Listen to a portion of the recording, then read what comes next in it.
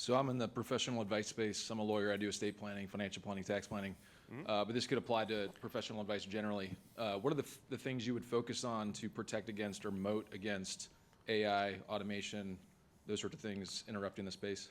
Yeah, really good question.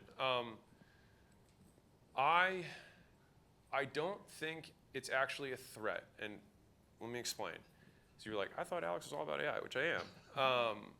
Basically, I think it's not going to matter until it doesn't matter.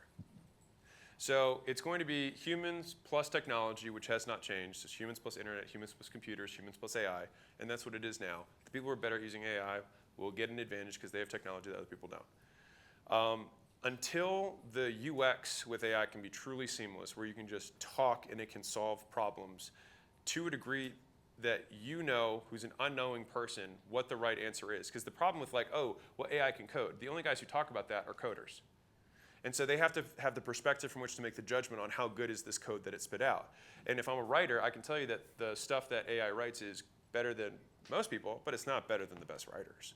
Now, they say, okay, well, in the future, it will be better than the best writers, but who's going to be able to have the context to make that judgment, right? And so I've come, at least for me, in terms of decreasing my anxiety around AI in general, it's we will continue to embrace technology, and I use this across the portfolio because some of our companies have the same concerns. We will continue to embrace technology until AI beats humans at everything, in which case it won't matter. Because everybody loses. So, or everybody wins, depending on how you want to see it. But that's kind of how I see that overall, which means that given how AI is moving, what will that change about my behavior? Nothing. And so that's why I don't spend a huge amount of time thinking about how AI is disrupting things and just spend a lot of time of like, how do I harness it, just like any other technology? And then someday in the future, if it replaces me, then we're all fucked anyways. If you're a business owner and you are not growing as fast as you'd like, I'd like to give you a free gift.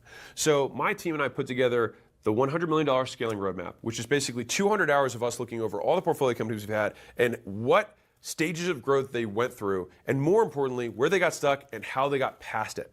And so we broke it into these 10 stages, and we made this little kind of quiz thing where if you put in your business information, it'll tell you where you're at, and the most important part for you, what to do for each of the functions of the business across product, marketing, sales, customer success, recruiting, IT, human resources, and finance. And so no matter what you're struggling with, someone else has already struggled with it and solved it. And so I'd like to give you this thing absolutely free. You can go to acquisition.com/roadmap, plug in your business information, and if you want us to actually help you deconstrain the business and you're trying to scale, we'd love to help you out. On the thank you page, you can just book a call with my team, and we will look at the business, see if we can help, and if we can, we'll invite you out to Vegas, and we'll do this in person live.